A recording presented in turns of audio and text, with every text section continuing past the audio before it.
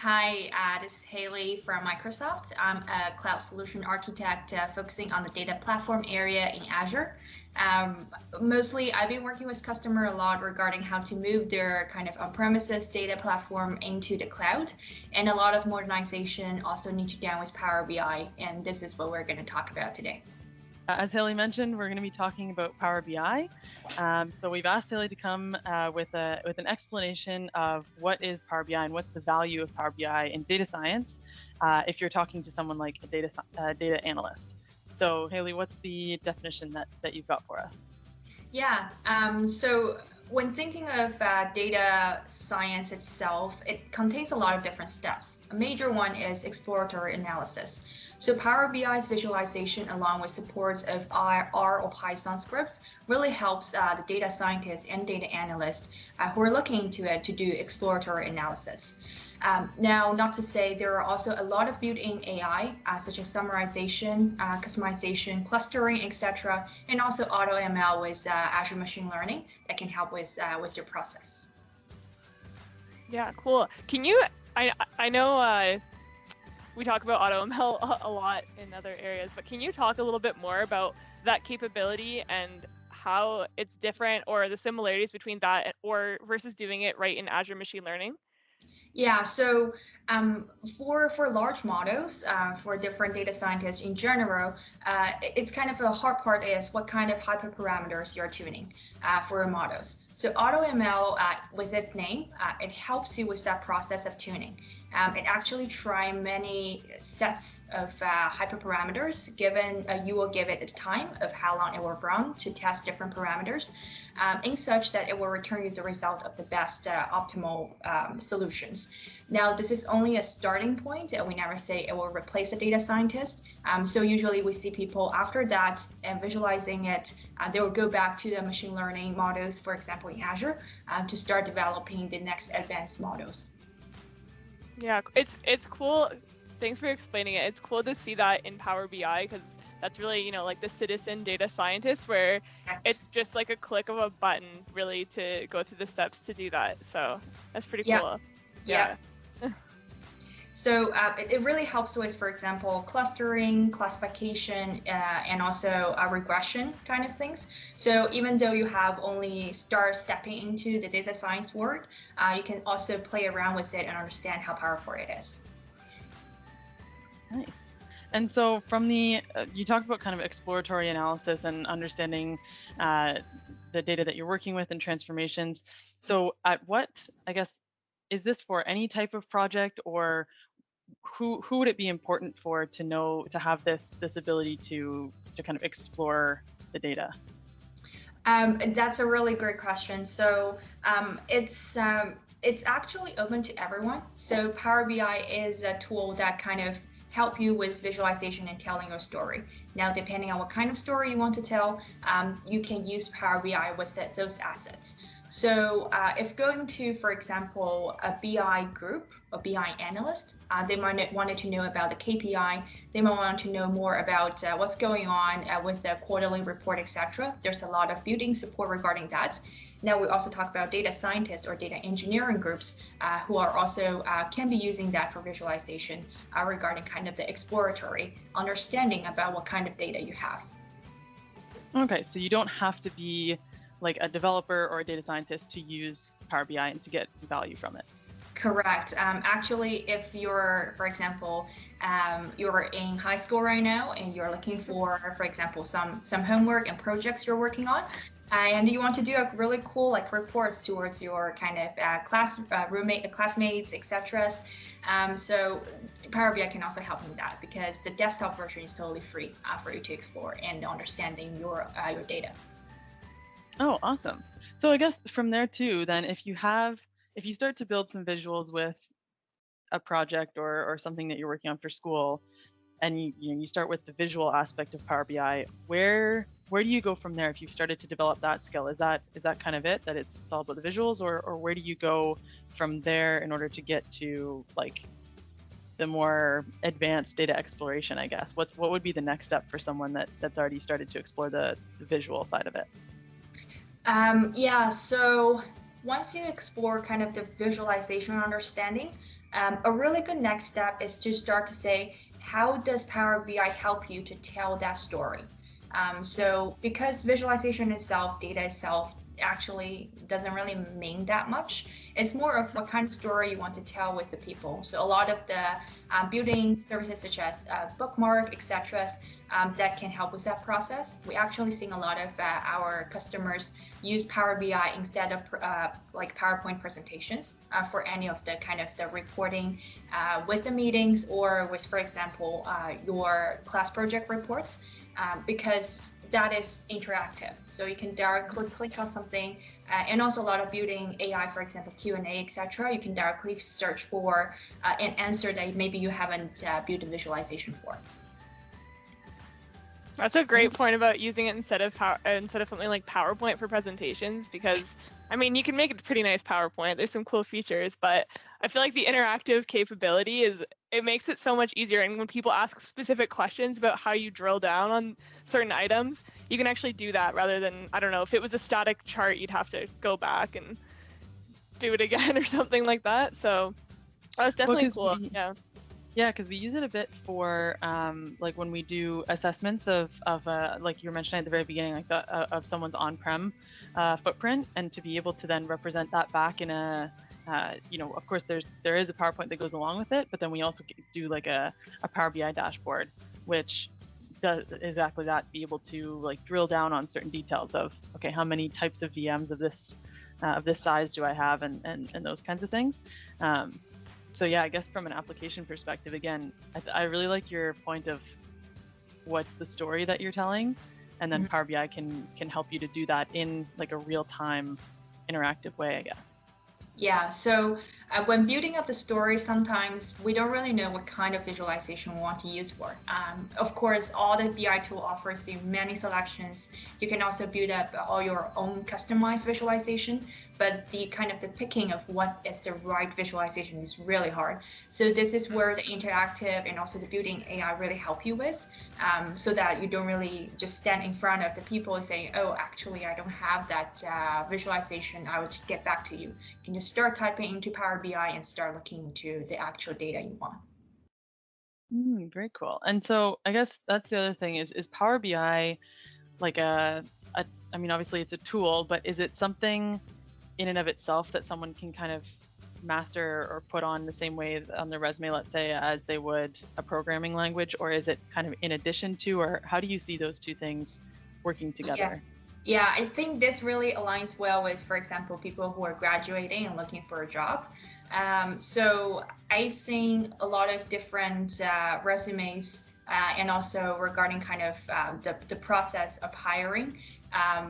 If it has a feature regarding kind of more of your skill sets regarding Power BI, that sometimes really help because Power BI itself is used by many corporations as it's a leader in the Gartner Magic Quadrant BI with its kind of enterprise scale and also data governance. So when you start stepping into, for example, from your community work or to say school work into more of the corporation lifestyle, it's kind of a BI tool that a lot of the corporation are looking for.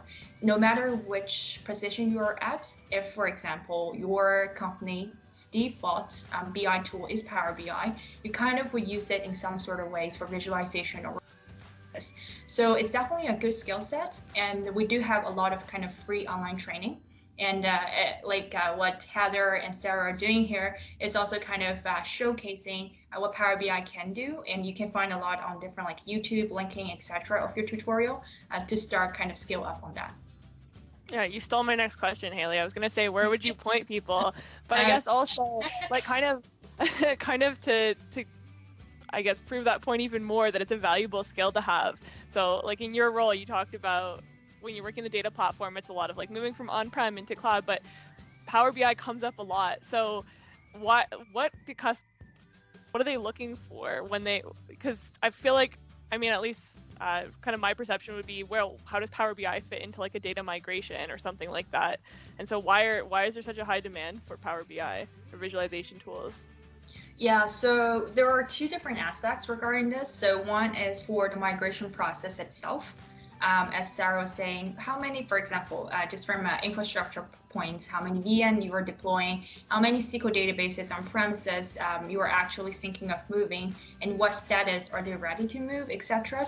So all these reports can be done in Power BI. And within Microsoft, a lot of kind of the assessment we're doing, and in the backend is using Power BI visualization to support and tell the story with the customer.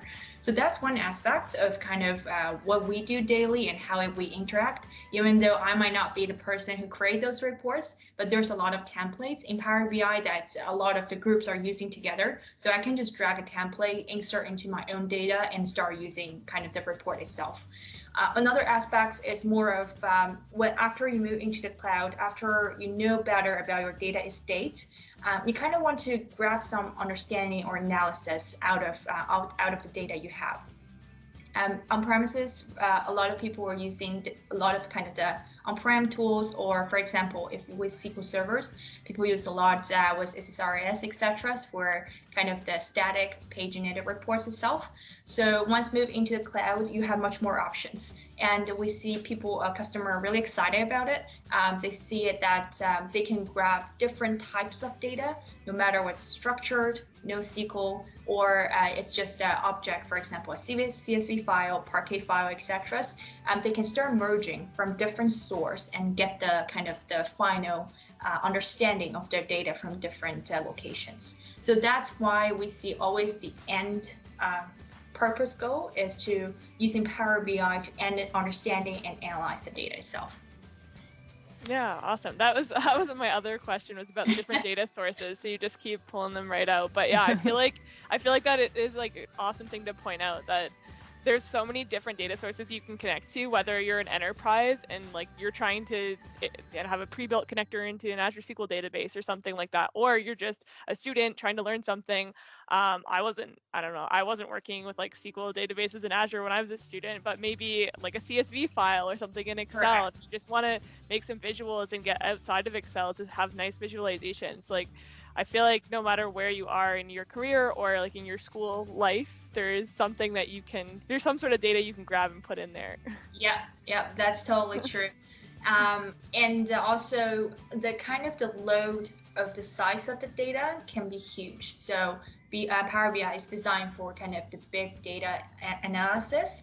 From kind of a technical point, you kind of really want the data in memory most of the time when you're reading the report, because that's the fastest. But we know a lot of times it's not possible if you have terabytes of data in your like kind of enterprise world. Are you going to buy a memory of like say gigabytes or terabytes? That might be too costly, right? So there's a lot of kind of built-in technique, like what we say direct querying, aggregation, etc., to help the corporation with those kind of concerns, so that Power BI can actually report really fastly towards even terabytes or petabytes of data itself. Okay. And then from a like viewer perspective, so we've gone over kind of how you don't necessarily have to be technical to start using Power BI, and that you can just kind of start on one aspect and build out your skill set that way. But what about the people viewing these reports as well? So I mean, we talked about the aspect of if you use it in place of a PowerPoint, for example, where in that instance the person kind of consuming it doesn't necessarily need to do anything.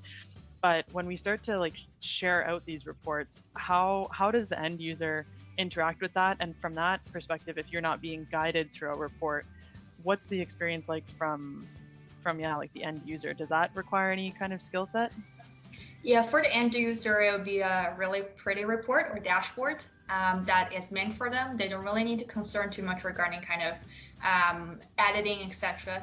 But not to say they like based on the kind of the design of the report itself, they still need to know what kind of things they can filter upon, what kind of parameters they can put in for a report. So that's kind of a shared knowledge. Usually people will write text in the report itself to say, hey, you can filter upon certain things.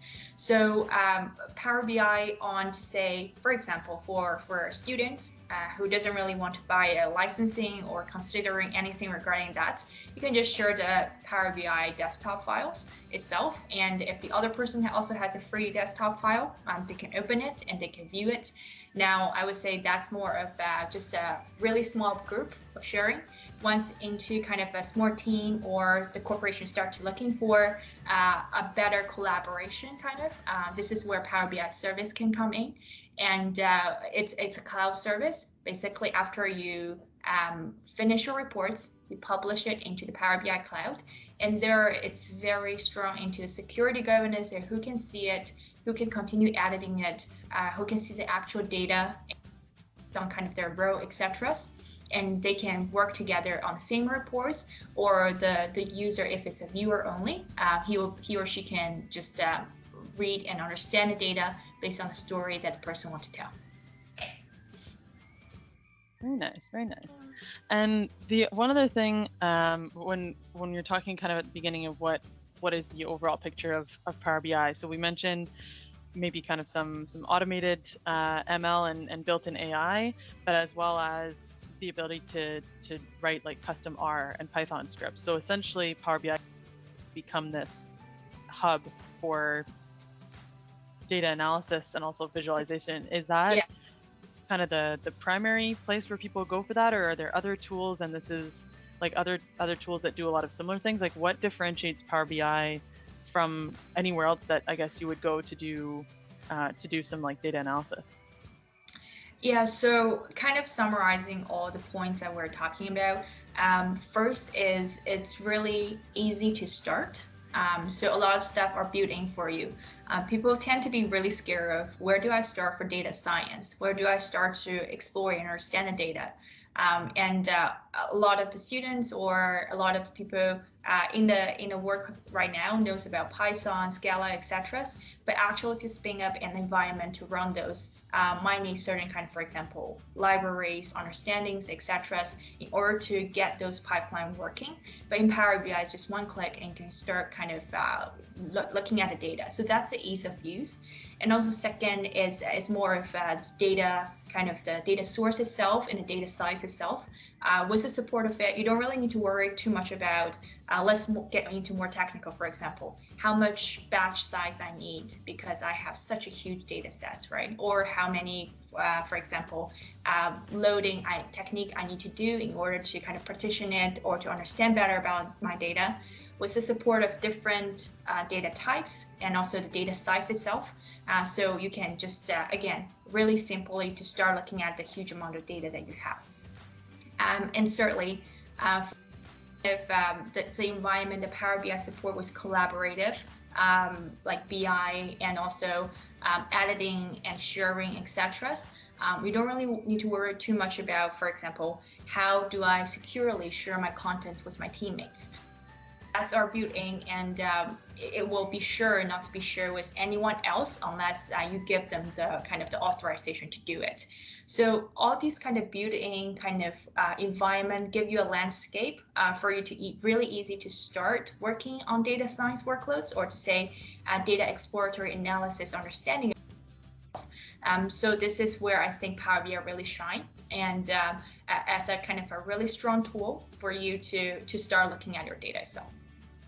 Yeah, it's awesome. I love Power BI, but also, it's a love-hate relationship. And so kind of on that note, I mean, it is definitely really easy to start with, but if it was so straightforward, we wouldn't need to have, cloud solution architects telling customers how to do things. So what do you find is, like, I would assume the hard part isn't, building the visuals, that's kind of, I would say, maybe a data analyst's job to figure out how they need to display that. So what do you find are like the most common issues or questions that customers either run into, or the questions they have when they are working in Power BI?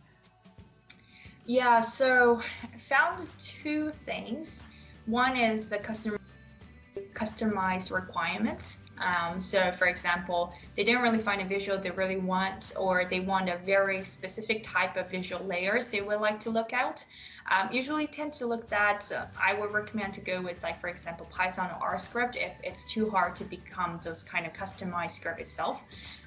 It might just be simpler to build up in a library in Python. So that's one thing I found with customers more onto kind of the visualization side. And the other is more of kind of how to govern correctly of the data once it's becoming an enterprise deployment. So it's no longer just one team, no longer just 20 people sharing the reports. It's becoming thousands of people and with different kind of roles. And coming with a company, you know that people might leave sometime, might come back sometime. So how does it link with, for example, the identity that the company itself has to make sure that they're not leaking the reports towards people who should not see it? So a lot of times are regarding those, and for kind of what Sarah was mentioning, for the viewers, they probably don't really want to know how to edit the report. So a lot of times we want to separate the engineers, like data engineers, from the viewers. That's again a governance, like kind of architecture design, where a CSA Cloud Solution Architect, as myself, will come in and help to kind of build up that landscape of how you can properly govern your Power BI tenant itself.